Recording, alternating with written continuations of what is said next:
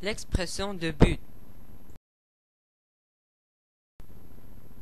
Sommaire. Le subjonctif le rappelle. Verbe usuel irrégulier. Quelques verbes et expressions suivis du subjonctif. Définition du but et sorte d'expression. Outils pour exprimer le but et la crainte. Construction. Infinitif. Proposition subordonnée conjonctif. Proposition subordonnée relative. Subordonnée elliptique.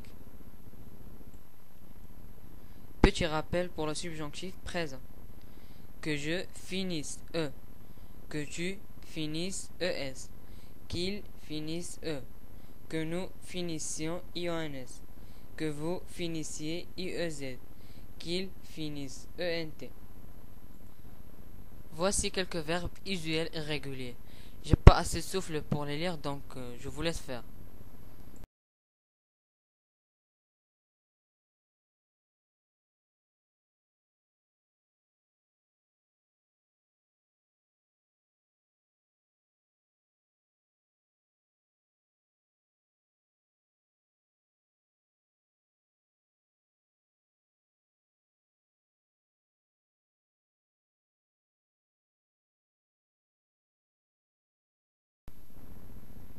Définition du but et sorte d'expression. Le but est une forme de conséquence recherchée ou redoutée. On peut distinguer deux types d'expression.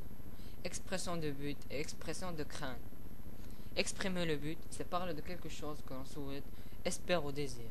Il s'agit d'une conséquence voulue, toujours liée à une intention. Exemple, il m'a prêté son dictionnaire pour que je puisse faire la traduction. La crainte est par rapport au but une notion symétriquement opposée. C'est une conclusion négative que l'on veut éviter. Exemple, je l'aide de crainte qu'il n'y arrive pas tout seul. Outils pour exprimer le but et la crainte.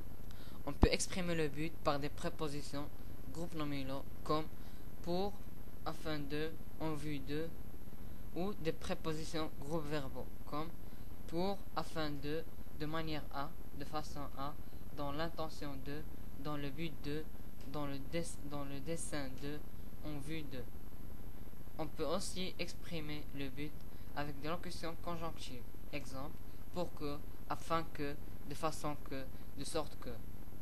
On peut exprimer la crainte par des prépositions groupes nominaux. De crainte de peur de. Des prépositions groupes verbaux. De crainte de peur de. Des locutions conjonctives. De peur de crainte que.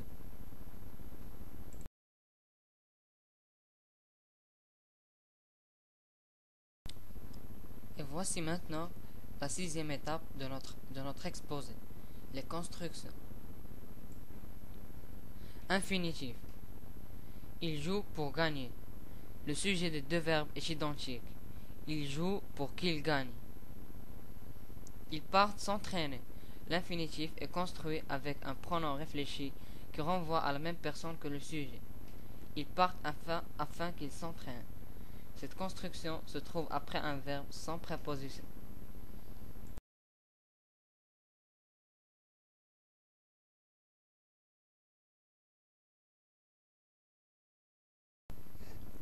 Proposition subordonnée conjonctive. On construit des barricades pour que le champion ne soit pas gêné. Le mode de la subordonnée est le subjonctif, parce que cela correspond à un fait qui n'est pas certain. Comparons le sens de ces deux phrases. Nous avons pris nos dispositifs de peur qu'il ne vienne, de peur de sa présence. Nous avons pris nos dispositions de peur qu'il ne vienne pas, de peur de son absence. Dans le premier cas, il s'agit d'un complément circonstanciel de crainte négative. Cela signifie que c'est en réalité un complément circonstanciel de but. La locution ne pas est pleinement négative. Dans le deuxième cas, il s'agit d'un complément circonstanciel de crainte positive. Il s'agit donc d'un complément circonstanciel de but négatif. L'adverbe ne est dit explétif. Il n'équivaut pas à une négation. Il se déguise pour ne pas que ses voisins le reconnaissent. Qu'est-ce qui est grammaticalement incorrect dans cette phrase? La place de la locution négative qui doit être disjoint et qui doit encadrer le verbe de la subordonnée. Proposition subordonnée relative. La subordonnée relative au subjonctif exprime le but. Elle veut un chapeau qui aille avec sa robe, pour qu'il aille. La subordonnée elliptique. Viens que je te récompense. Après un impératif, la conjonction que peut être employée à la place de pour que.